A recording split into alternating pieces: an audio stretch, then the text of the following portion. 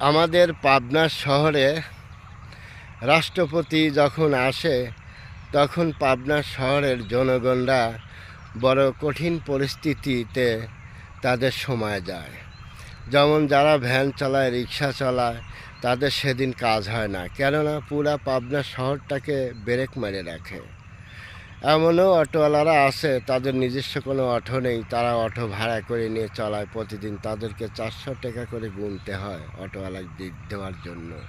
কিন্তু দেখা যায় যে রাষ্ট্রপতি যখন শহরে আসে কিংবা কোনো জায়গায় যায়, পুরা শহরটা ব্রেক মারে, হরতালের মতন গাড়ি ঘোড়া চলে না। সেই লোকগুলা ওই দিনকে কোনো ইনকাম করতে পারে না, তাদের কথা কেউই মাথায় রাখে না।